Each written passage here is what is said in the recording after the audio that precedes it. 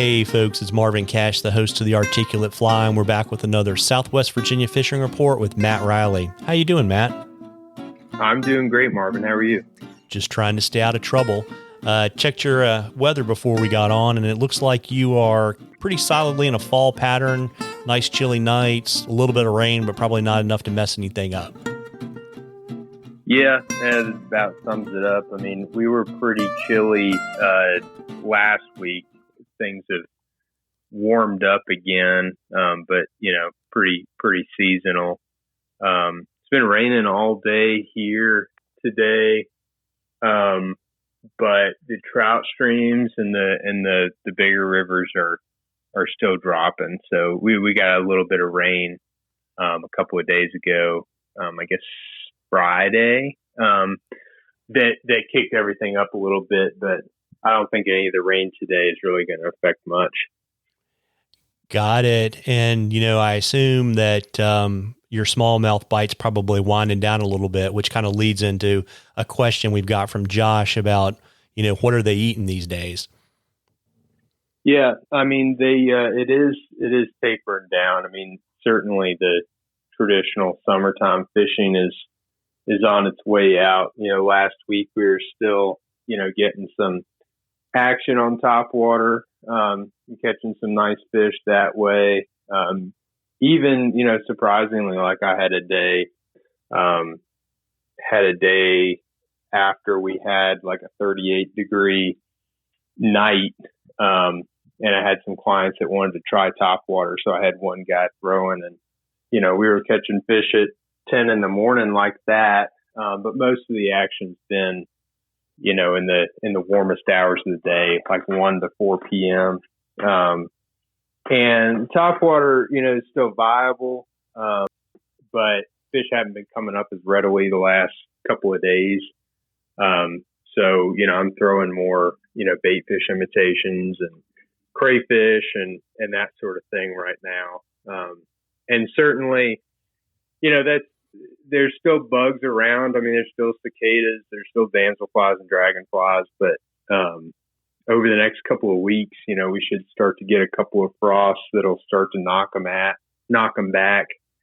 And those bait fish and crayfish and, other bottom dwelling creatures are going to be, what's left. So Mother Nature's going to kill that topwater bite finally in a couple of weeks anyway. And I think just the cooler temps and higher flows than we've had them in the last week has zapped it a little bit. But so, just because we've been fishing on top all summer and it's still warm out, don't fish all day on top and not try something different, because fish are still eating, just maybe not the way they were a couple of weeks ago. Got it. And of course, when the smallmouth winds down, that basically means that the trout bite's going to get better and that musky fishing's just around the corner. Mm-hmm. Yep. Our trout streams are in great shape right now. I mentioned this a lot over the course of the summer, but you can just about, for 3 or 4 months through the summer and early fall on our trout streams, you can get away with big bushy attractor dry flies and sort of standard nymphs, and catch a lot of fish. And a big part of that bushy dry fly bite is just the presence of terrestrial insects. So as the topwater fishing for smallmouth dies back, the same will happen with on the trout streams in that regard. And we'll be leaning more on, just the standard, worms and midges and stoneflies and that kind of thing, mainly subsurface going into the fall. But, and on the musky front, I mean, water temperatures have been, good and safe for those guys for weeks, really. But, it's just like the smallmouth do, the muskie are going to be in transition right now and for the next several weeks, moving from their very specific survival summer spots in towards their winter holes. And So I won't do a ton of muskie trips in that time frame, but when we're out and about scouting, looking for fish and that kind of thing, they're mainly on the move, and we'll be covering a lot of water and looking for fish. And it's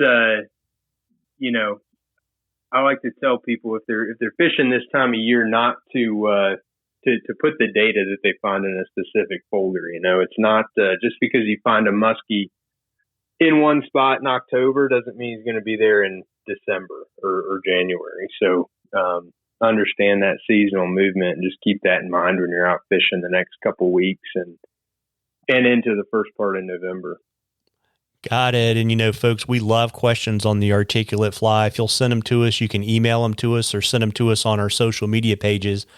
If we read your questions, I'll send you some articulate fly swag, and you'll get into a drawing for some cool stuff from Matt at the end of the season. And, Matt, before I let you hop, why don't you let folks know where they can find you so they can get on your muskie calendar this year?